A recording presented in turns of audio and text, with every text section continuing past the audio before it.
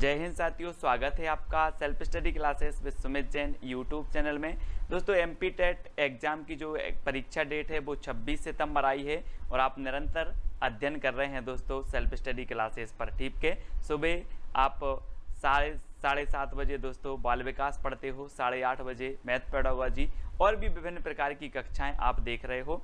और दोस्तों आपको परीक्षा ऐप डाउनलोड करना है। परीक्षा ऐप डाउनलोड करोगे तो यहाँ पर आपके मॉक टेस्ट उपलब्ध हैं। मॉक टेस्ट उपलब्ध हैं यानी कि परीक्षा से पहले आपको मॉक टेस्ट जरूर लगाना है दोस्तों। और ये मॉक टेस्ट आपको खरीदना होगा, है ना। और ये खरीदना है दोस्तों तो आपको इस मॉक टेस्ट में 40% ऑफ मिलेगा अगर आप सेल्फ SC 40 एक कूपन कोड यूज करते हैं तो। ठीक है, तो आपको क्या मिल जाएगा, 40% ऑफ मिल जाएगा। यानी कि कोई मॉक टेस्ट 100 रुपये के हैं तो आपको जो है 40% ऑफ करके 60 रुपये में मिल जाएंगे। ठीक है, तो प्ले स्टोर से अभी परीक्षा ऐप डाउनलोड करें और ये दोस्तों टेस्ट सीरीज अंतिम दिनों में तैयारी को सुदृढ़ बनाने के लिए बहुत ही फायदेमंद है, तो जरूर डाउनलोड करें। सभी लोग लाइक जरूर कर दें वीडियो को। ठीक है, और स्टार्ट होने वाली है आज की ये कक्षा। फटाफट से आपको उत्तर बताना होता है, तो स्टार्ट करेंगे। ठीक है, स्टार्ट होने वाली है। तो आज का जो हमारा पहला प्रश्न है वो है, निम्न में से कौन सा शिक्षण सूत्र निगमन विधि से संबंधित नहीं है। तो निगमन विधि और आगमन विधि आप सभी लोगों ने पढ़ी है, तो यहां पर उत्तर बताना है कौन सा निगमन विधि से संबंधित नहीं है। उत्तर क्या हो जाएगा, सभी को कमेंट में लिखना है फटाफट से, सभी लोग उत्तर बताएंगे। तो उत्तर क्या हो जाएगा, प्रश्न क्रमांक 122 का उत्तर बताएंगे, सामान्य से विशिष्ट, सूक्ष्म से स्थूल, नियम से उदाहरण, अज्ञात से ज्ञात की ओर। तब आपका जो उत्तर होगा दोस्तों वो क्या होगा, तो जितेंद्र जी, सुरेंद्र जी, बहुत बढ़िया, डी नंबर इसका सही होगा, है ना। शिक्षण सूत्र निगमन विधि से संबंधित नहीं है तो वो अज्ञात से ज्ञात की ओर, निगमन विधि से संबंधित नहीं है। यानी कि जो डी नंबर का है वो इसका सही होगा। निगमन विधि के मूल तथ्य देखो, नियम से उदाहरण की ओर, है ना, सामान्य से विशिष्ट की ओर, सूक्ष्म से स्थूल की ओर, ये जो होते हैं वो निगमन विधि के उदाहरण होते हैं। ये इस प्रकार से आपको याद रख लेना है। आगमन और निगमन विधि सभी लोगों को पढ़ना है। ठीक है, तो निगमन विधि में क्या होता है, नियम से उदाहरण की ओर, सामान्य से विशिष्ट की ओर, सूक्ष्म से स्थूल की ओर, ये क्या है, निगमन विधि है। ठीक है, निम्न में से कौन सा परियोजना विधि का मुख्य सिद्धांत नहीं है। तब हमें उत्तर बताना है, सभी लोग उत्तर बताएंगे, फटाफट से बताएंगे। साथ सही लोग, आपका जो परियोजना विधि का मुख्य सिद्धांत नहीं है, करके सीखना, जीवन से सीखना, विद्यार्थियों के सहयोग एवं साहचर्य से सीखना, या फिर रटकर याद करना। तब आपका उत्तर क्या हो जाएगा, 123 का सभी लोगों को बताना है। सभी को जय हिंद, सभी को गुड आफ्टरनून, सभी लोग जल्दी जल्दी से उत्तर बताना है। उत्तर क्या होगा, मोस्ट इंपोर्टेंट है। तो कौन सा परियोजना विधि का मुख्य सिद्धांत नहीं है, तब आपका उत्तर क्या हो जाएगा। तो सभी लोगों ने जो उत्तर बताया है, कुछ लोग बता रहे हैं डी, बहुत बढ़िया, डी आंसर बिल्कुल सही है। आप लोगों का परियोजना विधि का मुख्य सिद्धांत नहीं है तो रटकर याद करना ये नहीं है, तो याद रख लेना हमें। ठीक है, परियोजना विधि बाल केंद्रित व स्वयं करके सीखने की विधि है जो दैनिक जीवन से संबंधित होता है। इसमें बहुत सारे विद्यार्थी मिलकर कार्य करते हैं तथा स्वतंत्र चिंतन करते हैं। इस विधि के जन्मदाता माने जाते हैं किलपैट्रिक। अगर आपसे पूछा जाएगा, क्या पूछा जाएगा कि ये जो विधि है, कौन सी विधि, परियोजना विधि, परियोजना विधि के जो जन्मदाता माने जाते हैं वो कौन माने जाते हैं, तो किलपैट्रिक महोदय माने जाते हैं। ये चीज आपको याद रख लेनी है। अगला प्रश्न है, आगमन विधि निम्न में से किसके लिए उपयुक्त है। तब आपको उत्तर बताना है। प्रश्न क्रमांक 124 का सभी लोग उत्तर बताएंगे। आगमन विधि किसके लिए उपयुक्त है, सूत्र स्थापित करने के लिए, सवाल को सूत्र द्वारा हल करने के लिए, सवाल को समझने के लिए, या फिर सवाल को बनाने के लिए। तब आपका उत्तर क्या हो जाएगा, 124 का उत्तर सभी लोगों को बताना है। ये मोस्ट इंपॉर्टेंट है, तो जल्दी से बताओ आगमन विधि निम्न में से किसके लिए उपयुक्त है। तब आप सभी का जो उत्तर आ रहा है, कुछ लोग सी बता रहे हैं, कुछ लोग बी बता रहे हैं, उत्तर हो जाएगा ए मतलब सूत्र स्थापित करने के लिए आगमन विधि, सूत्र स्थापित करने के लिए आगमन विधि का प्रयोग किया जाता है। इसकी क्रिया विधि विशेष से सामान्य की ओर प्रवृत्त होती है, विशेष से सामान्य की ओर प्रवृत्त होती है, जबकि निगमनात्मक विधि सामान्य से विशेष की ओर। याद रख लेना, निगमनात्मक विधि जो है वो सामान्य से विशेष की ओर, और जो आगमन विधि है वो विशेष से सामान्य की ओर होती है। तो ये चीज आपको याद रख लेनी है। अगला हमारा क्वेश्चन है दोस्तों, और खेल विधि के जन्मदाता कौन है। तब हमें उत्तर बताना है। 125 का उत्तर सभी लोग बताएंगे। खेल विधि के जन्मदाता फ्रॉबेल, मॉन्टेसरी, डाल्टन या फिर सिगमंड फ्रायड। तब उत्तर क्या होगा, सभी लोगों को आंसर बताना है। खेल विधि के जो जन्मदाता माने जाते हैं वो कौन माने जाते हैं। तब सभी लोगों ने उत्तर बताया है। अधिकांश लोगों के उत्तर आ रहे हैं ए, बहुत बढ़िया, ए नंबर का जो खेल विधि के हैं वो फ्रॉबेल माने जाते हैं, विकल्प नंबर ए इसका सही हो जाएगा। ठीक है, बहुत बढ़िया। अगला क्वेश्चन देख लेते हैं। गणित वह भाषा है जिससे परमेश्वर ने संपूर्ण जगत या ब्रह्मांड को लिख दिया है, यह कथन किसका है?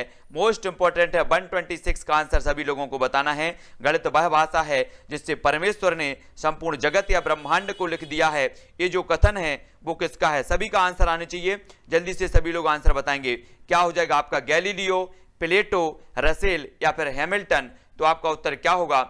जल्दी से उत्तर हमें बताना है, फटाफट से सभी लोग लिखेंगे। 4 विकल्पों में से एक विकल्प का चयन सभी को करना है और 4 में से जल्दी से बताओ, तब आपका उत्तर हो जाएगा गैलीलियो। गैलीलियो ने कहा है कि गणित वह विषय है जिसमें परमेश्वर ने संपूर्ण जगत या ब्रह्मांड को लिख दिया है। तो आप सभी को याद रख लेना है, ये गैलीलियो महोदय का कथन है। ठीक है, अगला क्वेश्चन देख लेते हैं दोस्तों। गणित के सूत्रों की स्थापना हेतु उपयुक्त विधि कौन सी है? सूत्रों की स्थापना हेतु उपयुक्त विधि हमें बताना है, तब आपका उत्तर क्या हो जाएगा? जल्दी से उत्तर बताओ, सभी लोग उत्तर बताएंगे। आपका पहला जो विकल्प है वो है निगमन विधि, दूसरा योजना विधि, संश्लेषण या इनमें से कोई नहीं। तो आपका जो उत्तर होगा वो क्या होगा? मोस्ट इंपॉर्टेंट है, इसलिए सभी को बताना है। तो जल्दी जल्दी से कमेंट में लिखेंगे उत्तर क्या हो जाएगा, तो जल्दी बताओ, तब आपका उत्तर हो जाता है 127 का। क्या होता है? जल्दी से हमें बताना है कि जो गणित के सूत्रों की स्थापना हेतु उपयुक्त विधि मानी जाती है वो कौन सी मानी जाती है? तब आपने बताया है, क्या बताया है? ए मतलब निगमन विधि। इस विधि द्वारा गणितीय सूत्रों की स्थापना आसानी से की जाती है, सभी लोगों को याद रख लेना है। ठीक है, ये बहुत ही इंपॉर्टेंट है ना। निगमन विधि के बारे में हम बिल्कुल पढ़ रहे हैं निरंतर। अगला जो क्वेश्चन है वो क्या है? शिक्षण की एक विधि जिसमें विद्यार्थी स्वयं अन्वेषक के रूप में कार्य करते हैं तथा समस्याओं का समाधान करते हैं, वो विधि कौन सी है? जल्दी से कमेंट में लिखना है। 4 विकल्प हमारे सामने मौजूद हैं, 4 में से एक का चयन करना है। उत्तर क्या हो जाएगा? 128 का उत्तर हमें बताना है, सभी लोग उत्तर बताएंगे। उत्तर क्या होगा? मोस्ट इंपॉर्टेंट है, इसलिए जल्दी जल्दी से उत्तर बताना है, तब आपका उत्तर क्या होगा दोस्तों? उत्तर हो जाएगा 128 का आपका है, मतलब अनुसंधान विधि में विद्यार्थी स्वयं अन्वेषक के रूप में होता है, मतलब जो विकल्प नंबर डी है वो इसका सही हो जाएगा। ठीक है, बहुत बढ़िया आंसर सभी लोगों के। भूपेंद्र जी, मंगल जी, गोपाल जी, पुष्पेंद्र जी। अगला क्वेश्चन है, कक्षा में अधिगम की गतिविधि आयोजित करने में अत्यंत प्रभावशाली कारक निम्न में से कौन सा है? कक्षा में अधिगम की गतिविधि आयोजित करने में अत्यंत प्रभावशाली जो कारक माना जाता है वो कौन सा कारक माना जाता है? सभी लोगों को आंसर बताना। अभिप्रेरण, अनुशासन, पाठ्य विवरण या फिर श्रव्य दृश्य सामग्री। तो 129 का आंसर क्या हो जाएगा? जल्दी से सभी लोगों को बताना है। जो भी हमारे नए साथी हैं वो जो है सब्सक्राइब जरूर कर लेना। ठीक है, वीडियो को सभी को लाइक करना है। तो 129 का जो आंसर हो जाएगा वो क्या हो जाएगा? वो हो जाएगा अभिप्रेरण। कक्षा में अधिगम की गतिविधि आयोजित करने में अत्यंत प्रभावशाली कारक है तो वो है अभिप्रेरण, यानी कि जो विकल्प नंबर ए है वो इसका सही हो जाएगा। ठीक है, बहुत बढ़िया आंसर सभी लोगों के। अधिगम की गतिविधि आयोजित करने में दृश्य श्रव्य सहायक सामग्री का प्रयोग एक प्रभावशाली कारक है। अभिप्रेरण अधिगम गतिविधि प्रारंभ करने की पहली क्रिया है, तो सभी को याद रख लेना है। गणित शिक्षण की विधि जो छोटी कक्षाओं को पढ़ाने के लिए उपयुक्त नहीं है वह कौन सी है? छोटी कक्षाओं के लिए उपयुक्त नहीं मानी जाती वो कौन सी है? तब आपको बताना है। 4 विकल्प हैं, फटाफट से उत्तर बताना है। उत्तर क्या हो जाएगा? मोस्ट इंपोर्टेंट, विश्लेषण विधि, प्रयोगशाला विधि, व्याख्यान विधि या फिर आगमन निगमन विधि। तो छोटी कक्षाओं को पढ़ाने के लिए उपयुक्त नहीं मानी जाती वो विधि हमें यहाँ पर बताना है। तब 130 का जो आपका उत्तर हो जाएगा वो क्या होगा दोस्तों? वो होगा व्याख्यान विधि, यानी कि जो विकल्प नंबर बी है, बी व्याख्यान विधि जो होती है वो छोटी कक्षाओं के लिए पढ़ाने के लिए उपयोग नहीं मानी जाती। तो बी नंबर का इसका सही हो जाएगा। ठीक है, बी नंबर सही है। बिट्टू जी, पुष्पेंद्र जी, दिलीप जी, उर्मिला जी, बहुत बढ़िया है ना। व्याख्यान जो विधि है अमनोवैज्ञानिक तथा शिक्षक केंद्रित विधि है, यह बाल केंद्रित शिक्षण प्रणाली नहीं है, अतः छोटी कक्षा में गणित शिक्षक हेतु अनुपयुक्त मानी जाती है व्याख्यान विधि, है ना। रोमन पद्धति में 98 को क्या लिखा जाएगा? सभी लोग बताएंगे रोमन पद्धति में 98 को क्या लिखा जाएगा? 4 विकल्प हमारे सामने मौजूद हैं, 4 में से एक का चयन करना है, तब आपको बताना है 131 का आंसर क्या हो जाएगा? जल्दी से उत्तर लिखेंगे, उत्तर क्या हो जाएगा फटाफट से बताना है। तो आपका उत्तर क्या होगा? अधिकांश लोग जो बता रहे हैं 131 का आंसर बता रहे हैं। क्या बता रहे हैं? बी बता रहे हैं कुछ लोग, और सी बताया प्रीति जी ने, बहुत बढ़िया। इसका जो आंसर होगा दोस्तों वो होगा सी, यानी कि आपका जो विकल्प नंबर सी है वो इसका सही हो जाएगा। ठीक है, सभी को याद रख लेना है ना। यहां पर ये आंकड़े दिए हैं और रोमन पद्धति सभी को पता होगा, रोमन जो संख्या हो जाती है उसे 98 को लिखा जाएगा तो इस प्रकार से लिखा जाएगा, ठीक है, सभी लोगों को याद रख लेना है ना। अगला देख लेते हैं। अगला है, एक विद्यार्थी निम्नलिखित उदाहरणों का अवलोकन करता है, इस प्रकार से आपको उदाहरण दिए हैं और निष्कर्ष निकालता है। निष्कर्ष निकालने की उपयुक्त पद्धति कौन सी है? ये उदाहरण है, निम्नलिखित उदाहरणों का अवलोकन करता है, ठीक है, और निष्कर्ष निकालता है, ये आपका सूत्र है। और ये पद्धति कौन सी मानी जाएगी? निष्कर्ष निकालने की जो उपयुक्त पद्धति है, ये पद्धति कौन सी है? सभी लोगों को उत्तर बताना है। 132 का उत्तर सभी लोग बताएंगे, मोस्ट इंपॉर्टेंट प्रश्न है, तब आपका उत्तर क्या हो जाएगा? 132 का आंसर बताना है दोस्तों। तो उत्तर क्या होगा, है ना। यहां पर आपके विकल्प दिए हैं, ये हैं विकल्प, है ना, विश्लेषणात्मक, निगमनात्मक, गतिविधि या फिर आगमनात्मक। तो हमें उत्तर बताना है। इस प्रकार से उदाहरण का अवलोकन करता है और निष्कर्ष निकालता है, और निष्कर्ष निकालने की उपयुक्त जो विधि मानी जाएगी वो कौन सी मानी जाएगी, तब जो आपका आंसर होगा वो क्या होगा? जल्दी से आपको उत्तर बताना है। तो आप सभी ने जो उत्तर बताया है वो क्या बताया है? अधिकांश लोगों ने उत्तर बताया है दोस्तों, क्या ए बता रहे हैं कुछ लोग, लेकिन इसका सही उत्तर क्या है? डी, आगमन विधि। आगमन विधि इसका सही हो जाएगा। विकल्प नंबर डी इसका सही हो जाएगा, ठीक है ना। विकल्प नंबर डी क्या दिया है? यहां पर उदाहरण दिया है, उदाहरण का अवलोकन कर रहे हैं। और आगमन विधि में क्या होता है आप सभी को पता है। आगमन विधि में हम क्या करते हैं, देखो यहां पर देखते हैं, जो आगमन पद्धति है, प्रश्न को विस्तृत रूप से संक्षिप्त में हल करके परिवर्तित करती है। निम्नलिखित समीकरण में छात्र इसी पद्धति का प्रयोग करता है। आगमन पद्धति की दिशा देखो, यहां पर आगमन पद्धति में क्या होता है? विशेष से सामान्य की ओर, उदाहरण से नियम की ओर और प्रश्न से सूत्र की ओर। यहां पर आपको याद रख लेना है ना। पहले प्रश्न दिया है ना, तो अपन सूत्र की ओर जा रहे हैं, तो वहां पर आगमन विधि होगी। उदाहरण दिया है, नियम की ओर जा रहे हैं, और विशेष से सामान्य की ओर जा रहे हैं, तो आगमन पद्धति होगी। आपको याद कर लेना है आगमन और निगमन पद्धतियों के बारे में किस प्रकार से होता है। तब आपको बताना है कि कक्षा 9वीं में निर्देशांक ज्यामिति परिचय कराने के लिए उपयुक्त उपागम है, तो क्या है? 133 का आंसर सभी लोगों को बताना है। उत्तर क्या हो जाएगा? पुष्पेंद्र जी, पूजा जी, अमर जी, उत्तर बताना है 133 का। सभी लोगों का आंसर आएगा प्रौद्योगिकी समाकलन का उपयोग करते हुए निर्देशन, समस्या समाधान, व्याख्यान पद्धति या भूमिका निर्वाह, रोल प्ले। तब आपका 133 का आंसर क्या हो जाएगा? सभी लोगों का आंसर आनी चाहिए 133 का जो आंसर हो जाएगा दोस्तों, कि कक्षा 9वीं में निर्देशांक ज्यामिति परिचय कराने के लिए उपयुक्त उपागम है, तो वो है समस्या समाधान, यानी कि जो विकल्प नंबर बी है वो इसका सही हो जाएगा। बी नंबर का सही है। कक्षा 9वीं में निर्देशांक ज्यामिति परिचय कराने के लिए कक्षा 9 में ज्यामिति संबंधित प्रश्नों की समस्याओं का समाधान कराना एक अधिक प्रभावशाली उपागम है, क्योंकि कक्षा 9वीं में छात्रों को प्रश्नों के हलों की वैकल्पिक विधि का ज्ञान लगभग हो जाता है। तो याद रख लेना है, कक्ष में गणित की भाषा विकसित करने के लिए 4 चरण इस क्रम में है। गणित की भाषा विकसित करने के लिए ये 4 चरण हैं। तो 4 चरण में से जो है हमें बताना है कि कौन सा चरण उपयुक्त है। जल्दी से बताओ। प्रतिदिन की भाषा क्या करना है? गणित की भाषा विकसित करने के लिए बताना है इस क्रम में, तो कौन सा क्रम इसका सही होगा? 134 का उत्तर बताएं, सभी लोग बताना है। तब आपका उत्तर क्या हो जाएगा? प्रतिदिन की भाषा, गणितीय परिस्थिति की भाषा, गणित की समस्याओं को हल करने की भाषा, प्रतीकात्मक भाषा। ऐसा हमें क्रम बताना है कि ये क्रम आपका सही रहेगा। तब आपका ए नंबर ए है, बी नंबर बी है, सी है और डी है। तो उत्तर क्या हो जाएगा? हमें यहां पर प्रश्न जो दिया है वो क्या दिया है? हमें बताया गया है कि हमें गणित की भाषा विकसित करने के लिए 4 चरणों में से कौन सा आपका क्रमबद्ध होगा। तब आपका विकल्प नंबर ए सही होगा। सबसे पहले गणितीय परिस्थिति की भाषा, गणित की समस्याओं को हल करने की भाषा और प्रतीकात्मक भाषा, यानी कि जो विकल्प नंबर ए है वो इसका सही हो जाएगा। ठीक है, ए नंबर का सही है ना। अगला क्वेश्चन देख लेते हैं दोस्तों। यहां पर देखो, गणित की भाषा को विकसित करने के 4 चरण निम्न प्रकार होंगे। प्रतिदिन की भाषा, गणितीय परिस्थिति की भाषा, गणित की समस्याओं को हल करने की भाषा और फिर प्रतीकात्मक भाषा। ये गणित की भाषा को विकसित करने के 4 चरण हैं। अगला क्वेश्चन हमें बताना 135 का, कक्षा 6वीं की पाठ्य पुस्तक से निम्नलिखित को पढ़िए, पूर्णांकों का ऐसा युग्म लिखिए जिसका योगफल एक ऋणात्मक पूर्णांक है। उपरोक्त प्रश्न उल्लेख करता है। किसका उल्लेख करता है? 135 का अच्छे से पढ़ना है और उत्तर बताना है। तो सभी लोग उत्तर बताएंगे।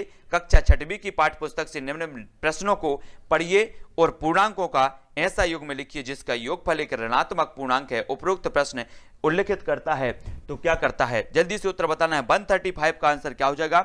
मोस्ट इंपॉर्टेंट है, सभी लोगों को उत्तर बताना है। थोड़ा सा पढ़ लो किस प्रकार से ये होगा। तो चिंतनपूर्ण प्रश्न, बहुविषयी प्रश्न, बंद अंत वाला प्रश्न या खुले अंत वाला प्रश्न, तब आपका उत्तर क्या हो जाएगा दोस्तों? सभी लोगों ने उत्तर बताया है, कुछ लोग डी बता रहे हैं और कुछ लोग बी बता रहे हैं। तब आपका जो आंसर होगा वो क्या होगा? वो होगा डी, यानी कि खुले अंत वाला प्रश्न। ये जो हो जाएगा वो खुले अंत वाला प्रश्न होगा। पूर्णांकों का ऐसा युग्म लिखिए जिसका योगफल एक ऋणात्मक पूर्णांक है। इस तरह के प्रश्न खुले अंत वाले प्रश्न कहलाते हैं। खुले अंत वाले प्रश्न वे होते हैं जिनका अनेक उत्तर जो है होते हैं। तो सभी लोगों को इस प्रकार से संभव है, इस प्रश्नों के अनेक उत्तर संभव हैं, है ना, याद रख लेना है। ठीक है, जैसे खुले प्रश्नों के बारे में यहाँ पर देखेंगे। खुले प्रश्न कौन से हैं? -5 + 2 तो -3। इस प्रकार से इनके जो है अनेक उत्तर होते हैं। अनेक उत्तर, जिनके अनेक उत्तर संभव वे खुले अंत वाले प्रश्न कहलाते हैं। अगला क्वेश्चन देख लेंगे।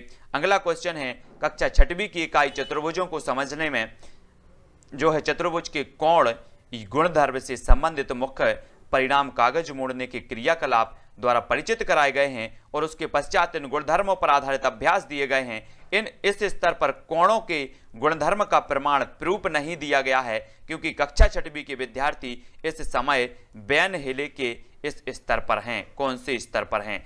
अनौपचारिक निगमन, विश्लेषण, निगमन या फिर मानसिक चित्रण? तो बताना है। थोड़ा सा पढ़ लो और थोड़ा सा अच्छे से समझ लो, तब आपका उत्तर क्या हो जाएगा? 136 का उत्तर बताना है ना। प्रश्न बड़ा है इसलिए थोड़ा सा आपको अच्छे से पढ़ना है, तब आपका उत्तर क्या हो जाएगा? चतुर्भुज के योग गुणधर्म से संबंधित मुख्य परिणाम कागज के मोड़ने क्रियाकलाप द्वारा परिचित कराए गए हैं और उसके पश्चात इन गुणधर्मों पर आधारित अभ्यास दिए गए हैं। तब आपका उत्तर होगा विकल्प नंबर ए, स्तर 2 अनौपचारिक निगमन। विनय हेले के अनुसार विद्यार्थी को 2 स्तर पर कागज को मोड़कर उसके गुणधर्म को समझाना है क्योंकि इस स्तर पर विद्यार्थी जो भी देखता है उसे वह उसी प्रकार से समझ लेता है। तो एक इसका है विनय हेले के अनुसार स्तर 2 माना जाएगा अनौपचारिक निगमन। ठीक है, याद रख लेना। अगला क्वेश्चन है गणित में प्रश्न रखने का अर्थ क्या है? 137 का उत्तर सभी लोग बताएंगे। प्रश्न रखने का अर्थ क्या होता है? विषय वस्तु में ऐसे प्रश्नों का सृजन करना, प्रश्नों को हल करने में असमर्थता, कक्षा में संदेह प्रस्तुत करना या प्रश्न हल करना। तो प्रश्न क्रमांक 137 का उत्तर सभी को बताना है। जल्दी से बताओ उत्तर क्या हो जाएगा? गणित में प्रश्न रखने का अर्थ क्या है? मोस्ट इंपॉर्टेंट है, अभ्यास करना है ना। बहुत बढ़िया प्रश्न है। तो जिसको भी ग्रुप में ऐड करना है वो टेलीग्राम ग्रुप में ऐड हो जाना। टेलीग्राम ग्रुप में ऐड होने के लिए आपको सर्च करना है IAS स्टडी ट्रिक। ठीक है, IAS स्टडी ट्रिक सर्च करो और ऐड हो जाओ। तब आपका उत्तर होगा विकल्प नंबर सी, कक्षा में संदेह प्रस्तुत करना जो है गणित में प्रश्न रखने का जो है अर्थ है। यानी कि यहां पर देखो कि गणित में प्रश्न रखने का अर्थ है कक्षा में संदेह प्रस्तुत करना। प्रश्न पूछने वाले छात्र अंतः प्रेरित होते हैं जिनसे अन्य छात्र जिनके मन में प्रश्न दबे रहते हैं वे भी लाभान्वित होते हैं। ठीक है, तो ये चीज आपको याद रख लेना है। प्रश्न क्रमांक सी इसका आंसर हो जाएगा। याद रखो। अगला क्वेश्चन है गणित की अच्छी पाठ्य पुस्तक में होते हैं बहुत सारे क्या होते हैं? सभी लोग बताएंगे। प्रमेय और उनकी संपत्ति, समन्वेषण के लिए प्रश्न, अभ्यास प्रश्न, हल किए हुए उदाहरण। तब आपका उत्तर क्या हो जाएगा? गणित की अच्छी पाठ्य पुस्तक में होते हैं क्या होते हैं? सभी लोगों का आंसर आना चाहिए। 138 का आंसर आना चाहिए। तब आपका जो आंसर हो जाएगा दोस्तों वो क्या हो जाएगा? बहुत बढ़िया आंसर सभी लोगों ने बताया है। बिट्टू पटेल जी, पुष्पेंद्र जी, नीरज जी, बहुत बढ़िया। सभी लोगों का आंसर है हल किए हुए उदाहरण, यानी कि डी इसका सही होगा, है ना। गणित की अच्छी पाठ्य पुस्तक में बहुत सारे हल किए उदाहरण होते हैं क्योंकि हल किए उदाहरणों में अवधारणा का निर्माण होता है, यानी कि जो विकल्प नंबर डी है वो इसका सही हो जाएगा। जो अधिकांश लोगों ने सही बताया है ना। निम्न कथन पर विचार करना है हमें कि यदि एक चतुर्भुज के विकर्ण परस्पर समद्विभाजित करते हैं तो चतुर्भुज एक समानांतर चतुर्भुज होगा। यह कथन है क्या है? प्रमेय है, अभिग्रहित है, परिभाषा है या फिर साध्य है। जैसे पढ़ते थे ना वो कि जीवा पर डाला गया लंब, वो प्रमेय होता था, है ना। यहां पर बताना है कि एक चतुर्भुज के विकर्ण परस्पर समद्विभाजित करते हैं तो चतुर्भुज एक समानांतर चतुर्भुज होगा। यह कथन क्या है? प्रमेय है या फिर अभिग्रहित है या परिभाषा या फिर साध्य है, तो 139 का आपका आंसर क्या होगा? तब आप सभी ने बताया है कि ये जो है वो साध्य है, अर्थात जो विकल्प नंबर डी है वो इसका सही हो जाएगा। यह साध्य कथन है, इसका आशय है कि इस प्रकार के चतुर्भुज निर्माण में विकर्णों में ऐसी उत्पत्ति दर्शित होती है, मतलब ये साध्य माना जाएगा, विकल्प नंबर डी माना जाएगा। ठीक है, और प्रमेय जब हम पढ़ते हैं तो बोलते हैं कि सिद्ध करो कि ऐसे से ऐसा होगा, ऐसे से ऐसे, फलाने से ढकाने, इस प्रकार से आता है। ठीक है, तो आप सभी ने प्रमेय पढ़ी है कक्षा 10वीं में, सभी लोग पढ़ते थे, है ना, पाइथागोरस प्रमेय, और सभी लोग प्रमेय पढ़ते थे। अब हमें उत्तर बताना है, गणित में प्रदर्श उल्लेख नहीं करता तो क्या नहीं करता? 140 का आंसर सभी लोगों को बताना है। उत्तर क्या हो जाएगा? गोपाल जी, एकता जी, सभी लोगों को उत्तर बताना है। गणित में प्रदर्श उल्लेख नहीं करता, दो चरों के मध्य संबंध को समीकरण में व्यक्त करना, संख्या श्रेणी को ज्यामितीय प्रतिरूप में व्यक्त करना, एक महत्वपूर्ण ज्यामितीय परिणाम को प्रमेय में व्यक्त करना, या दिए गए आंकड़ों को आलेख द्वारा व्यक्त करना। तो गणित में प्रदर्श उल्लेख नहीं करता तो क्या नहीं कर सकता? सभी लोगों को उत्तर बताना है। तो उत्तर हो जाएगा सी, यानी कि एक महत्वपूर्ण ज्यामितीय परिणाम को प्रमेय में व्यक्त करना। ए नंबर का, सी नंबर का इसका सही हो जाएगा। ए प्रदर्श उल्लेख नहीं करता, है ना, ज्यामितीय परिणाम के आधार पर नियम बनाना, प्रमेय में व्यक्त करना प्रदर्शन विधि का उदाहरण नहीं है, वरन यह निगमन विधि का उदाहरण है। तो सभी लोगों को याद रख लेना है। अगला क्वेश्चन दोस्तों क्या है कि तकनीकी पर आधारित खेलों जिनमें संख्याओं के गुणनखंड या द्विआयामी आकृतियों को जोड़कर नई आकृति बनाना आदि होता है, इनका प्रयोग विद्यार्थियों की संख्यात्मक दक्षता और परिकलन दक्षता को बढ़ाता है।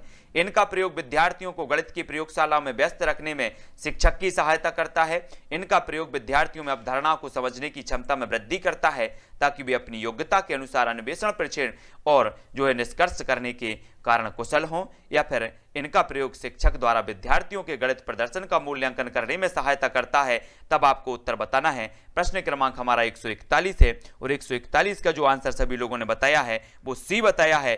कोई बात नहीं, अगर आपसे नहीं भी बन रहा है दोस्तों तो आप एक अभ्यास कर रहे हो। आने वाले जो भी प्रश्न होंगे या जब हमारी मैराथन क्लास होगी तब आपसे इस प्रकार के क्वेश्चन आपसे बनने चाहिए।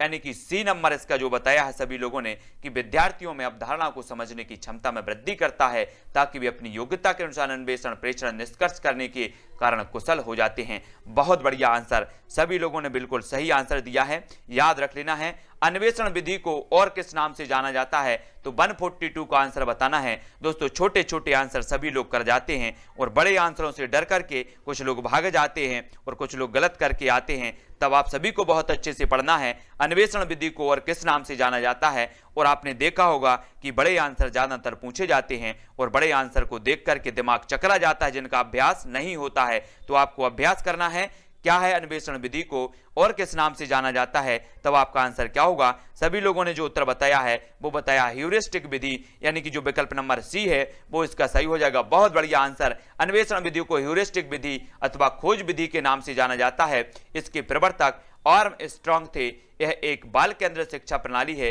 जिसमें छात्र स्वयं खोजकर सीखता है। बहुत बढ़िया आंसर। अन्वेषण विधि को खोज विधि भी कहा जाता है, याद रख लेना है। ह्यूरिस्टिक विधि भी कहा जाता है।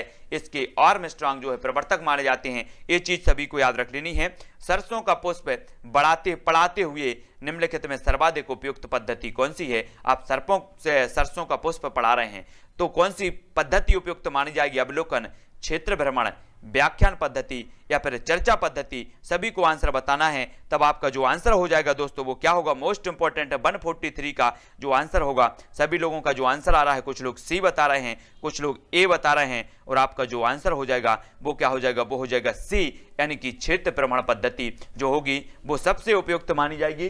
तो ये चीज सभी को याद रख लेनी है। उपरोक्त में सरसों का पुष्प पढ़ने के लिए छात्रों में क्षेत्र भ्रमण के लिए जाना सबसे उपयुक्त माध्यम है। इसमें छात्रों में पुष्प के स्वभाव, आवास आदि की भी जानकारी हो सकेगी तथा विषय बहुत रुचिकर हो सकेगा। तब हमारा अगला प्रश्न है, निम्न में से कौन सी क्रिया आधारित शिक्षण विधि नहीं है? तो क्रिया आधारित कौन सी नहीं है सभी को बताना है।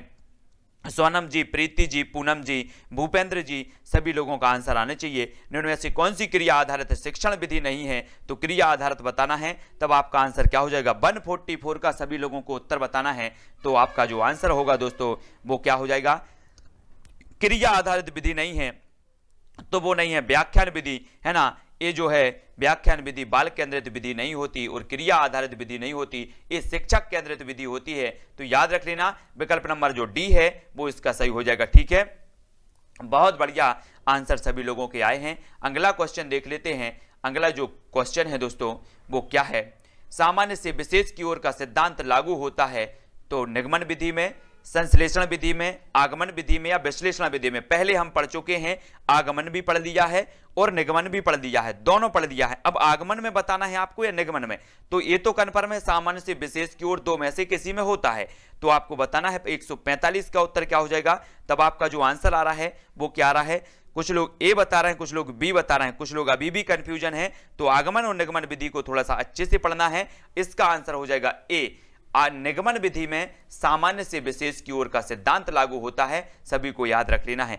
ठीक है, और विशिष्ट से सामान्य की ओर जो है आगमन विधि होती है, सभी को बहुत अच्छे से याद करना है। इन चीजों को आपसे इस प्रकार के क्वेश्चन पूछे जाएंगे। अगला आपका क्वेश्चन है दोस्तों, गणित शिक्षण में आगमन विधि द्वारा हम आगे बढ़ते हैं तो सूक्ष्म से स्थूल की ओर, सामान्य से विशिष्ट की ओर, ज्ञात से अज्ञात की ओर या अज्ञात से ज्ञात की ओर, तो आगमन विधि में बताना है। अब पहले हमने निगमन विधि के बारे में जाना और अब आगमन विधि के बारे में सभी को बताना है। तब उत्तर क्या हो जाएगा, सभी लोगों का जो आंसर आ रहा है, कुछ लोग डी बता रहे हैं, कुछ लोग ए बता रहे हैं, तब आपका 145 का जो उत्तर होगा वो क्या होगा दोस्तों, 146 का उत्तर बताना है। तो 146 का जो 46 का उत्तर होगा वो होगा सी यानी ज्ञात से अज्ञात की ओर, ज्ञात से अज्ञात की ओर, सी नंबर का इसका सही होगा। याद रख लेना है, ज्ञात से अज्ञात की ओर जो शिक्षण सूत्र है वो आगमन विधि में चलता है ना, सभी लोगों को याद रख लेना है। सी नंबर का इसका सही हो जाएगा, याद सभी को करना है। ठीक है ना। गणित शिक्षण में आगमन विधि द्वारा हम ज्ञात से अज्ञात की ओर बढ़ते हैं, अर्थात गणित शिक्षण करते समय शिक्षक को कक्ष में पहले छात्रों को उदाहरण प्रस्तुत करें, फिर उनका जो है नियम व विश्लेषण करें। कह सकते हैं कि उदाहरण से नियम की ओर ये आगमन विधि का जो है माना जाता है। तब आपको 147 का उत्तर बताना है, क्या हो जाएगा, गणित शिक्षण की स्वयं सिद्ध विधि में कौन सी विधि सम्मिलित नहीं है। तो 147 का आंसर सभी लोगों को बताना है। ममता जी, पूजा जी, गोपाल जी, सुरेश जी, सभी का आंसर आना चाहिए। गणित शिक्षण की स्वयं सिद्ध विधि में कौन सी विधि सम्मिलित नहीं है, तो 147 का उत्तर क्या हो जाएगा। और सभी लोगों को वीडियो को लाइक जरूर करना है, जितने लोग भी, अगर 5% भी आपको सीखने को मिल रहा है तो बिना लाइक करे किसी को नहीं जाना है, सभी लोगों को लाइक जरूर करना है। गणित शिक्षण की स्वयं सिद्ध विधि में कौन सी विधि सम्मिलित नहीं है, तब आपका 147 का आंसर क्या हो जाएगा। आप सभी ने बताया है कि जो अनुवांशिक विधि है ये स्वयं सिद्ध विधि में सम्मिलित नहीं होती, यानी कि जो विकल्प नंबर सी है वो इसका सही हो जाएगा। ठीक है, बहुत बढ़िया। आनुवांशिक विधि गणित शिक्षण की स्वयं सिद्ध विधि में सम्मिलित नहीं है, याद रख लेना है। अगला क्वेश्चन है, गणित में प्रति चित्रण के लिए निम्नलिखित कथनों में कौन सा कथन सत्य नहीं है। तो प्रति चित्रण के लिए हमें उत्तर बताना है, तब आपका उत्तर क्या हो जाएगा, जल्दी से कमेंट में लिखेंगे। प्रश्न क्रमांक 148 का आंसर सभी को बताना है, तो उत्तर क्या होगा, जल्दी से जल्दी लिखना है। तब आपका जो उत्तर हो जाएगा दोस्तों वो क्या होगा, आप सभी ने उत्तर लिख दिया क्या, उत्तर इसका सही होगा सी यानी प्रति चित्रण गणित पाठ्यक्रम का भाग नहीं है, यानी कि जो सी है वो इसका सही होगा। ये सत्य नहीं है, सत्य नहीं है कथन हमें बताना था, तो प्रति चित्रण गणित पाठ का क्रम का भाग नहीं, ये सत्य नहीं माना जाएगा। तो याद रख लेना विकल्प नंबर जो सी है वो आपका सही हो जाएगा। ठीक है, अगला क्वेश्चन देख लेते हैं। 2 अंकीय संख्या को दूसरी 1 अंकीय या 2 अंकीय संख्या से गुणा करने की प्रक्रिया को समझने के लिए निम्नलिखित में से कौन सी पूर्व जानकारी होना आवश्यक है। यहां पर क्वेश्चन थोड़ा अच्छे से पढ़ लो। 2 अंकीय संख्या को दूसरी 1 अंकीय या 2 अंकीय संख्या से गुणा करने की प्रक्रिया को अगर हमें समझना है तो निम्न में से कौन सी पूर्व जानकारी होना आवश्यक है। योग का क्रम विनिमय गुण, गुणन का क्रम विनिमय गुण, गुणन योग पर वितरण के रूप में, गुणन विभाजन के प्रतिलोम के रूप में। तब 149 का आंसर क्या हो जाएगा, जल्दी से उत्तर बताएंगे। उत्तर क्या होगा, सभी लोगों ने समझ लिया, तो उत्तर इसका सही हो जाएगा दोस्तों कि वो क्या हो जाएगा, सी। बहुत बढ़िया, गुणन योग पर वितरण के रूप में, यानी कि जो सी नंबर का है वो सही हो जाएगा। मोस्ट इंपोर्टेंट, और सभी का आंसर सही आ रहा है, बहुत बढ़िया आंसर।